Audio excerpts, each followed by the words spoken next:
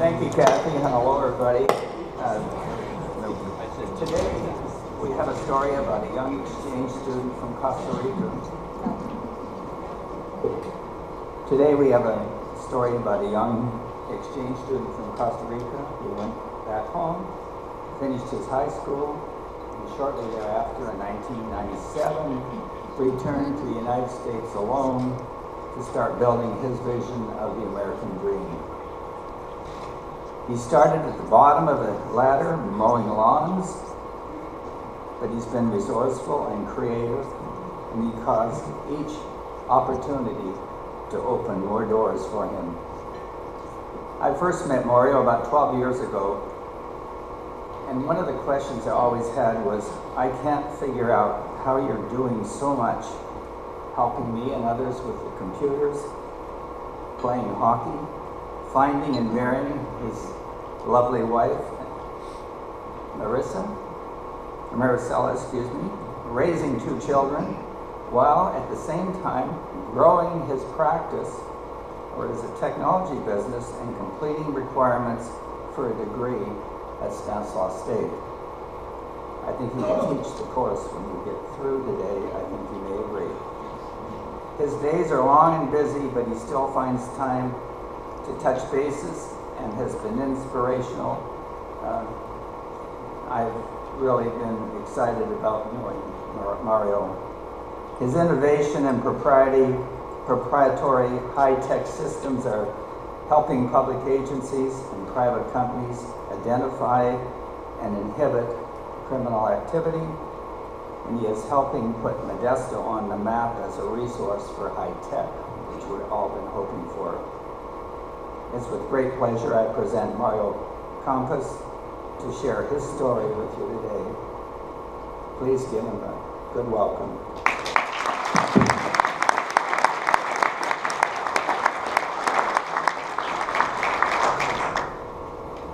Good afternoon, everyone. Again, my name is Mario Campos. I am the president of QPCS. We're a local technology company. Very proud to be here, part of this community. We provide technology solutions, like Don mentioned, security solutions for a lot of public safety agencies, and usually our main goal is to try to enhance our public safety. Before I get started, our topic for today is actually talking about some of the high-tech crime-fighting tools that we're developing. But I do want to say that was quite an amazing introduction. Thank you so much, Don. I really appreciate your kind words. I've known Don, like he said, over 12 years, and I've always had a great respect for him. I always enjoy our lengthy conversations. We end up talking about many different topics, from economics, computers, politics, but I do have a lot of respect for him. I think he's a very wise man, great person to be around, and I appreciate your friendship. So thanks again for the invitation. Yes. So before we jump into our topic for today, I was asked to basically talk a little bit more about my background, history, as an immigrant from Costa Rica, and so I'll try to give it my best. I came to the U.S. For the first time when I was 15, participating in an exchange program, and that was quite an adventure. I remember, some of you may know, in Costa Rica, the school year ends in November, and so that's where summer starts. It's kind of the opposite from here. And it was about 95 degrees when I left home, and I get dropped off in Richmond, Virginia. Middle of December, right? And had snow up to my eyebrows, and minus 10 degrees the first day going to school. And I remember getting ready for school in the morning, and the family asked me, "Do you have a jacket with you?" And I go back to my room, pull out this little windbreaker out of my bag, and put it on. They said, "No, we gotta get you a jacket. You're gonna freeze before you make it to school today." So that was kind of the start for me in this beautiful country. And soon after, when I actually got to go to high school that day, that's truly when I fell in love with this country. I remember walking into that classroom and looking at all the resources they had. There was a VCR, a TV, computers. I remember the first class, it was a math class, and they actually had a box full of calculators. And you could grab a calculator and go on and use it for the class. And coming from a school where resources were very limited, that was shocking, and that actually made me fall in love with this country and the teaching philosophy. That was something else that really grabbed my attention. I remember teachers approaching students and asking them, how they can improve their grades and everything else, and that was really touching. And back then I said, I gotta come back. I promised myself I would come back, and I did. I went back to Costa Rica. I finished high school. It took me 2 years. Always very proud. I was always a straight A student, excellent GPA. And interestingly enough, when I finished high school, I didn't sign up for college. Instead, I started finding out, the requirements to come to the U.S. And my parents, as you can imagine, they were worried. They want to see me continue. And instead, I was taking SAT tests and TOEFL and just preparing to come here. And thankfully, I was accepted. Several colleges accepted me. I had the opportunity to actually come to the U.S., California, and do some house sitting for a family that was trading houses, and they wanted to come visit Costa Rica for a few months and needed someone to watch over the house. So they gave me a head start. That gave me about 6 months to basically get started, see how life is here in the U.S. And to be honest with you, that's really where reality hits. You come here and you realize the cost of living is so high, especially in this state. The cost of university was about 4 times the cost for a resident. And as an immigrant, you're trying to come through and having all these costs. And there were times when I would think, I gotta go back and just continue with my life down in Costa Rica, but I hang on, and I'm glad I did. I had my share of tough times, like Don mentioned. I started doing construction. As you can imagine, I ended up switching my classes to nighttime so I could find a job during the day. I did cement work, roofing, and so on, and just having a hard time, but getting through. And at some point, I had an opportunity to work for John Deere. They actually had a technology office in Manteca. And this was actually one of the supervisors there was the family that traded houses back in 6 months prior. So they were moving to a new office. They needed someone to clean the windows, and here I am, just trying to make a living, right? And they did a lot of technology, nothing to do with tractors, but more the software that runs all the tomato grading stations here in the state. And Gallo uses their software. And so I worked there. I transitioned from cleaning the windows. Now I was doing some technical work. They made a mistake of giving me a key, and I was there until 2 in the morning usually, studying and trying to learn more about the systems. And long story short, about 2 years into this, I was actually supervising the IT department for them. And after 2 years, I became a programmer. By the time I quit 5 years later, they actually considered me a senior programmer, which was fulfilling for me. And right around then, I convinced my older brother, to actually come here and join me. And we would try to start a business together. I also met my beautiful wife, Marisela, and we have 2 beautiful children, Nicolas and Ariana. And that's kind of where life started. And we've been very blessed. I've been very, very happy with all the blessings we've had, and I hope I can continue doing this for a long time. So, enough of hearing about me. We'll move on to our topic for today, which is technology. We'll talk about some cool things here. So a little company overview. We've been in business since 2001, and we've grown to have 15 employees. And we specialize in what we call comprehensive technology solutions. We have a team dedicated to do network design implementation. We do a lot of in-building solutions for companies moving into a new building, needing wiring and cellular technology within those buildings. We also do a lot of IT outsourcing, and we actually outsource the IT for a lot of agencies here in the Valley. For a lot of police departments, we're actually the IT department, and we manage their budgets and equipment, and in charge of the servers and everything else.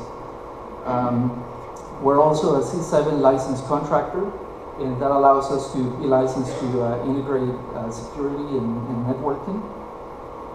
We also do a lot of advanced security surveillance systems, and that's going to be the focus for today, for our topic. And we also do a lot of cellular integration.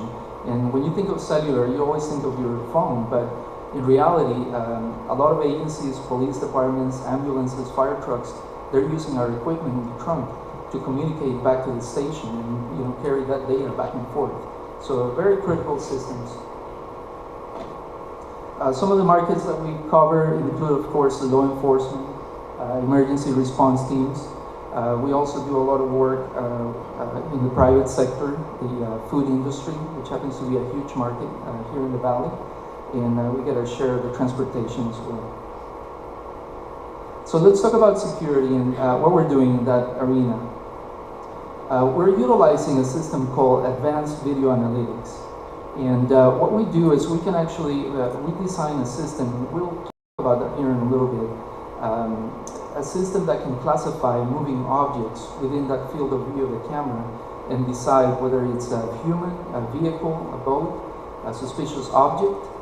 In some cases, we're doing work with the city of Fresno, and we outfitted some of their light towers with cameras, and they deploy them at their fairs and different events. They can actually look for suspicious bags being left behind, which is a little bit scary these days. So that's what we're focusing on. That's where the analytics comes in. Our cameras can actually look at a moving object and decide if it's an actual human and tell apart from just an animal running through that field. We developed a product called the RSU, or the Remote Surveillance Unit, and you can see that picture on the right. And we actually we file a patent on this product. We have it trademarked, and what it is a self-contained unit that has all the brains, all the technology to actually make that happen. And as you can see on that picture, city of Napa, we have about 40 of these units throughout the city, and that's actually what they're using to monitor the Napa, the city of Napa, all downtown. Next time you're up there, keep an eye, and you'll see our units out there. And our box is what we call NEMA rated for outdoor use, and it uses cellular technology. We're using 4G connection to that unit, which makes it nice for departments. They can actually take that box, hang it on a light pole. It takes about an hour to connect it to the street light, and you have instant video. We're doing some covert units for gang task force, for drug task force, where they'll deploy this under covert units and doing some surveillance through there. And another big advantage of our unit is we utilize a system called Edge technology, where we can actually record that video inside that box and not have to stream it back to a central station. So it minimizes the cost, the upfront cost from an agency having to invest in servers and infrastructure. Instead, they buy our unit, hang it, and they instantly have video recording. This is a picture up in Seattle for one of our sample cameras.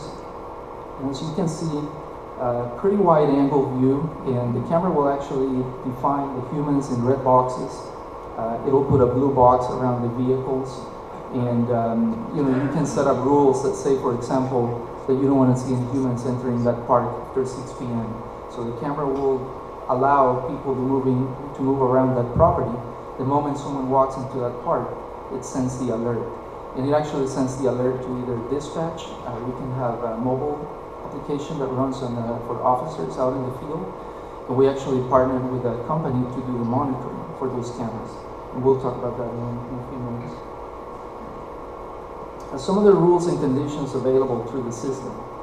We can detect loitering, which is almost 99% of the time the rule we end up using. Looking for loitering, just people hanging out in the wrong areas. We can also look for trespassing, just someone coming through a fence and trespassing your property. We can alert again on suspicious objects. That's something that's becoming more common, especially with agencies deploying camera towers or light towers with those cameras. Looking for just again bags being left behind. We can detect illegal dumping. We're doing a project with the city of Vallejo right now. Just amazing to hear from them that they process about 500 tons of illegal garbage every year. Just people parking on the side of the road, dumping garbage, and continue going. So we can actually deploy our cameras, look for cars parking on the side of the road, and look for a human getting out of that car. And that brings the alert, send it back to dispatch, they send officers, and they either do a citation or an arrest. We do email and phone notifications. We also, as I mentioned, we have an app that actually runs on a mobile unit, and we can alert officers out in the field. We can also do voice downs, and that's becoming very critical for these units. What we do is we integrate a loudspeaker next to that camera, and a dispatcher remotely through a cellular connection can actually conduct a voice down and let people know that they're entering a restricted area. And it's funny to see the videos, and we have them on our website. If you have a chance at qpcs.net, we have many sample videos, and they think it's the voice of God coming from iPhone, right? Especially you see some funny ones when they're doing drugs at a park, and all of a sudden they hear these things. So it's pretty amazing videos. I just wanted to share with you, this is the command center for the company we partner with for monitoring. It's called Viewpoint. And I actually had a chance to visit their command center it's been about a month and a half ago. We're starting to work with a very important customer for us, which is PG&E. And they've been struggling with copper theft at their substations, at some of the yards. And they approached us, and we did the demo, and they liked our product, but they really wanted to see that command center, and they asked me to bring it with them back to Boston. So we visited the Boston command center, and they were quite impressed. As you can see, they usually have about 40 people at any given time just receiving alarms and reacting and conducting the voice downs. And this is not just for police departments. They do a lot of apartment complexes, parking lots, supermarkets, people loitering outside the supermarket. They conduct voice down, and makes people move. So that's just a picture of that command center. I wanted to share some of the projects that we're working on to kind of give you an idea, where we stand here in the valley.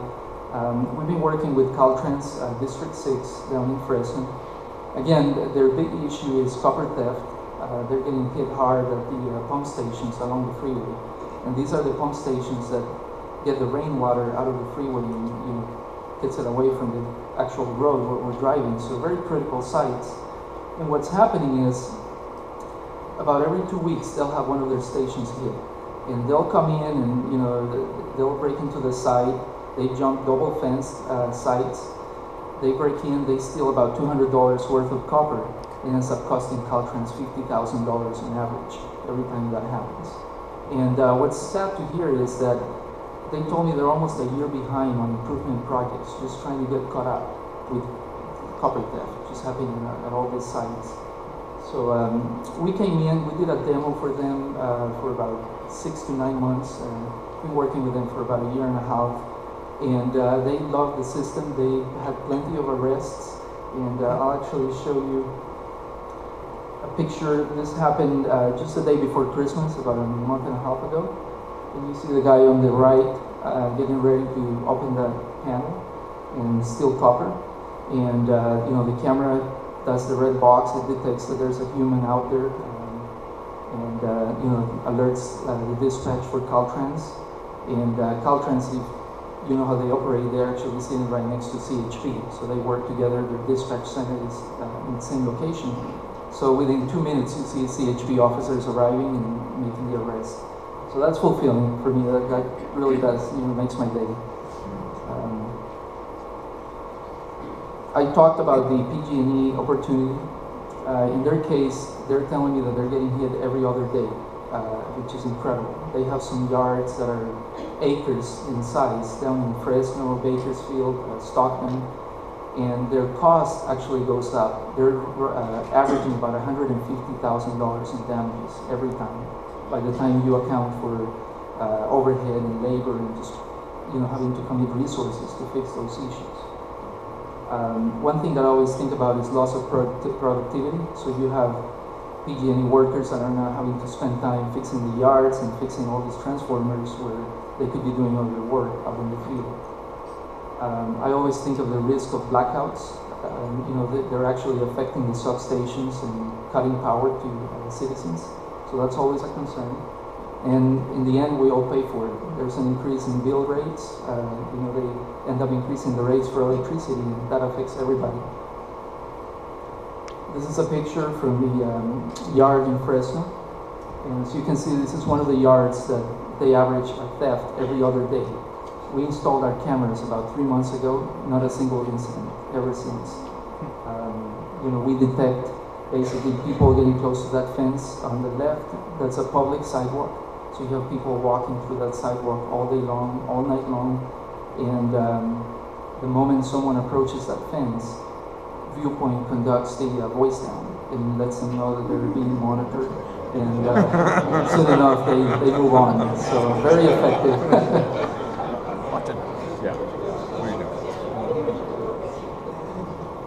We've also been involved with a project that you may have seen in the news just recently, the Metcalf power station in San Jose. And we've been working with PG&E for a few months now and basically designing security systems for their stations. And interestingly enough, about 2 weeks ago, this news made the headlines. One of their, it's actually a power plant. They produce about 600 megawatts of power in San Jose. And what they do is they provide power for Silicon Valley, for the San Jose area. And what happened is last April, they actually broke into the site. They cut the fiber lines that carry alarms out of that site. And they went ahead and they suspected it was 2 people with AR-15s. They shot 157 rounds each to the big transformers. And it took the plant down. And they actually considered that the first terrorist attack on our power grid. And it's been making the news just in the last couple of weeks, and it's good for us because it gets more attention to our project. But in the end, it affected PG&E tremendously. They had the plant down for about 120 days. Their cost total was $33 million in damages.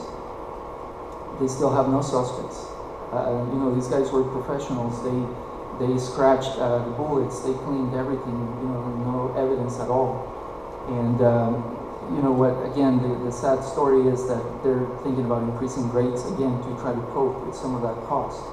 And we end up paying for some of that. That's actually a picture from the video surveillance systems they previously had at Metcalf. And as you can see, all you see is the sparks coming from the fence. And if they would have known that someone was out there approaching that fence and try to be a little bit more proactive, they may have prevented that incident. We're actually implementing a system or proposing a gunshot detection system. And it's called Sentry, and that's actually the picture on the left. And the way it works is it integrates with the RSU box that we designed. And those microphones, you see there's 4 microphones. They can actually detect gunshots. It can tell from 100 and something types of weapons. And it can tell exactly where that shot came from. And what it does is it'll tell the camera to turn, and within a 1-degree accuracy, zoom in on that person while they're still holding that gun. It takes about a second for that camera to turn. Very effective system. Sentry is a company out of Arizona, and they're really interested in integrating our technology with their solution, and that's part of our proposal for PG&E. I also wanted to talk a little bit about license plate recognition. This is something that's already in place here in Modesto. We're currently using what's called LPR, or license plate recognition. And that's something else that we get very involved with. You can see the pictures on the left. One on the top is the vehicle-mounted cameras, and the bottom is actually fixed cameras at an intersection. And what these cameras do is they actually capture the license plates coming through that intersection. It captures the location and actually sends it to the Department of Justice to run that plate and see if there's a warrant, if there's some type of criminal activity tied to that license plate, and it automatically alerts dispatch if there's an incident. And what's nice about both the fixed and the mobile units is it'll constantly be reporting plates. As the officers are making their rounds through the city. We recently did a project with the city of Atwater, and in their case, they had officers driving through the motels at night, just stopping, running license plates, and it took them a couple of hours every night to get through the motels in town. We mounted those cameras on the vehicle. It takes these guys 5 minutes now to get through, and they just drive through the parking lot. They don't even have to stop. The cameras pick up all the license plates in a 360-degree angle, and it constantly runs those plates. And if there's a stolen vehicle or a warrant, it automatically alerts the dispatch and the officer in the vehicle, and they can back up and do the arrest or take care of that situation. So I'm very proud to hear that or see that Modesto is using this technology. We're planning a project to install cameras here at the mall, at some of the entrances, and kind of try to keep track of who's coming into the mall. So that's the end of my presentation. Just as a closing statement, I do want to say I'm very proud to be here today. It's quite an honor, and I'm very proud to be part of the QTCS team. I hope we can continue doing this for many years to come, and happy to answer any questions you have.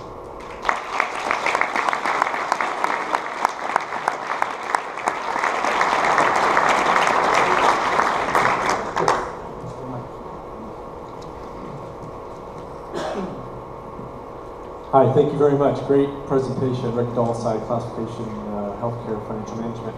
Quick question, the license plate recognition, cool.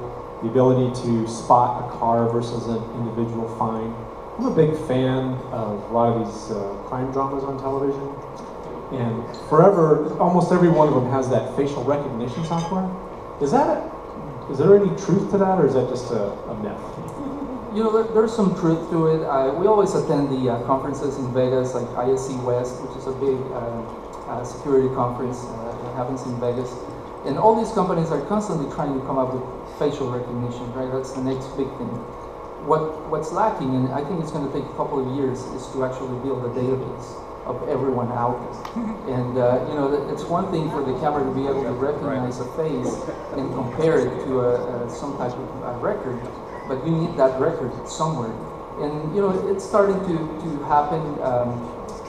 There's an organization here in California, or Northern California, called the NICRIC. And what they're doing is all these agencies got together and they built this new organization for the license plates. And I think that's where it's going to happen. Right now, all these license plate records, they're actually being pushed to a non-profit governmental organization called NICRIC. And they're the ones tracking and they're receiving license plates from all the different agencies. And their goal is to provide a platform so that if another agency, a few counties down the road, they say, have you seen this person in the last few days? They have that database, they have that central location, right? And I think that's going to evolve to facial recognition. Yes. Hi. Brad Munson, Agland Development. We had an incident up north here about 3 months ago. Stealing wires and ag wells, and they're big pumps, about 340 horsepower pumps. Those are $50,000 panels, and they're a couple $100 worth of copper on them. And what they're doing, they're Googling the properties. And some of these wells are 2 miles off the road, or 3 miles. They're going with off the road vehicles, and they're Googling the properties. They can watch Google while they're doing it on their phones, make sure nobody's coming in because they can see them coming. And what can you do about that? They're getting pretty high tech themselves. Definitely. So, that's always a concern. And also a concern we always have is the fact that we're using cellular data, right? And as you get farther away from the city, your cellular coverage starts dropping. I hear you, these are professionals. I visited many PG&E sites, and these guys are no joke. They're coming in with heavy machinery. They're torching through containers, using cameras to look inside the buildings prior to entering. It's a concern. It's something that we can definitely help you with. So I'm happy to pass on my card later on. Sir, Do you or the agencies and companies you work for get any grief from the ACLU and others concerned about violations of civil liberties and so forth vis-a-vis your company and what you do? You know, I hear that. I hear it from the council members' side. Thankfully, we don't get too involved with that. You know, by the time we get to execute the project, it's already made it through council meetings, and there's been citizens, you know, expressing their concerns. We're currently working with the city of Fremont, and in their case, we're going through a battle. And like I said, thankfully, we're not too involved with that. But the city is having council meetings, bringing citizens to express their issues, you know, for privacy laws. But there's definitely a concern. But I think it's more for the city to address that.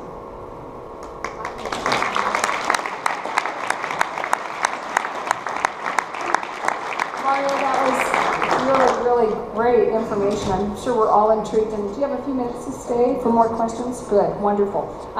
He did sign a book, A Diary of a Wimpy Kid, Hard Luck. And for those of you that don't know, we donate these books to Fairview Elementary Library. They're the only hardcover new books that they receive. And on behalf of Modesto Rotary, I'd like to give you a gift. This is some wine vinegar and olive oil. It's a local product. And I want to say thank you very much for great presentation.